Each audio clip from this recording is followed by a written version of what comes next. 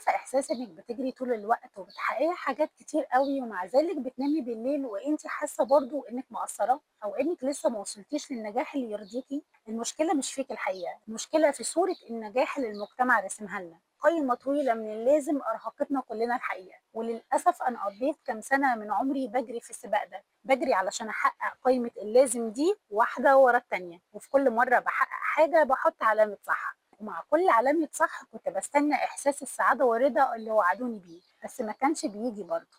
لذلك النهاردة هشاركك 10 أوهام عن النجاح لازم ترميهم ورا ظهرك علشان تعرفي تتنفسي وتعيشي مرتاحة بجد. والفيديو ده تحديدا ممكن يكون طوق نجاح حقيقي ليكي من سباق وهمي ملوش نهاية. والوهم الأول إن النجاح هيخليكي سعيدة على طول، لكن الحقيقة إن النجاح بيحل مشاكل قديمة وبيجيب معاه مشاكل جديدة زي مشاكل إدارة الوقت وضغط المسؤولية وغيرهم. فالهدف مش السعادة الأبدية، الهدف في الرضا والمرونة النفسية، إني أعرف أستمتع باليوم الحلو وأعرف أعدي كمان اليوم الصعب من غير ما أتهد. والوهم التاني للنجاح إن لازم الناس تشوفه وكمان تسقف له. لو نجاحك معتمد على عدد اللايكات أو نظرة الإعجاب في عيون الناس هتفضلي طول عمرك قلقانة، لأن الناس مزاجها بيتغير مع الوقت. النجاح الحقيقي هو اللي بتحسيه بينك وبين نفسك وانت بتحطي راسك على المخدة بالليل، واحساس الرضا الداخلي لما تخلصي يومك وانت عارفة انك عملتي اللي عليكي وبكل امانة. النجاح ده تحديدا محدش يقدر ياخده منك ابدا. والوهم الثالث ان النجاح يساوي فلوس اكتر وبس. بس تعالي اقول لك السر،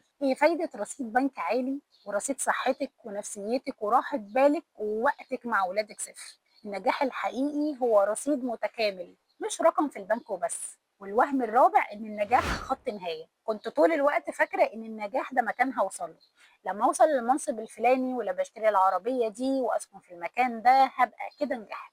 بس الحقيقه ان مفيش وصول، لان النجاح مش مكان، النجاح طريقه بتستمتعي بيها بالرحله نفسها.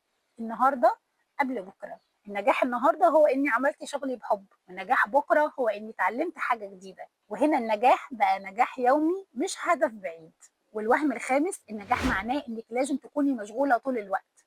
بس خليني اقول لك، كلمه مشغوله دايما دي مش وسام شرف على فكره، دي احيانا بتكون علامه توهان، لان الانشغال دايما مش معناه الانجاز، لانك ممكن تكوني مشغوله في حاجات تافهه وما بتوديش في اي حته في النهايه. والحقيقه اني بقيت اقدر الفراغ اللي بتيجي فيه الافكار الحلوه واللي بشحن فيه بطاريتي. وبقيت افرق جدا بين الحركه والتقدم، لان مش كل اللي بيجري وبيتحرك بيوصل. والوهم السادس ان النجاح ما فيهوش فشل.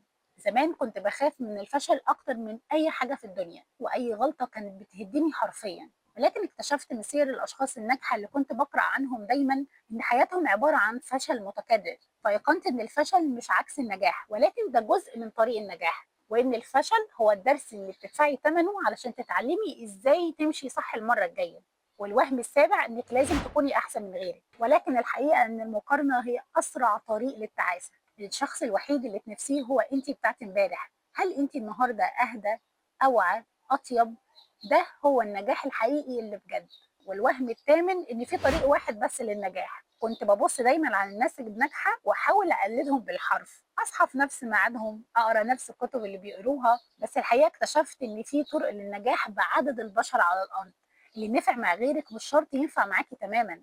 نجاحك ليه بصمة صباعك انت، فلازم انت اللي تكتشفيها بنفسك. الوهم التاسع ان النجاح بيجي بسرعة. للأسف احنا عايشين في عصر النجاح الفوري، قنوات بتكبر في شهر ومشاريع بتنجح في يومين. لذلك اي حد نجاحه بطيء دايما بيحس بالاحباط. بس النجاح الحقيقي زي الشجرة، بياخد وقت علشان يكبر وجذوره كمان تقوى. لكن النجاح السريع خليكم متأكدين انه هش وبيقع مع اول شوية هوا. واخيرا، وهم ان النجاح رحلة فردية، ولكن الحقيقة محدش بينجح لوحده في الدنيا. ورا كل قصة نجاح في فريق دعم، شريك حياة، صديق وفي، أو حتى دعوة أم. طلب المساعدة من اللي بنحبهم قوة مش ضعف. حقيقي لما رميت كل الأوهام دي ورا ظهري بقيت أخف وأرحم بنفسي.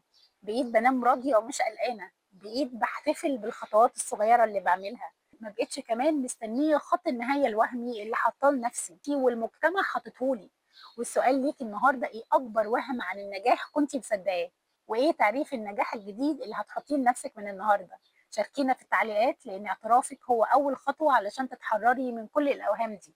وما تنسوش طبعا اللايك والشير والاشتراك في القناة وتشاركوا الفيديو مع أي حد تحسوا إنه محتاج يسمع الكلمتين دول، علشان نكبر عيلة روشتة النظام ونوسع دايرة الراحة النفسية سوا. باي باي.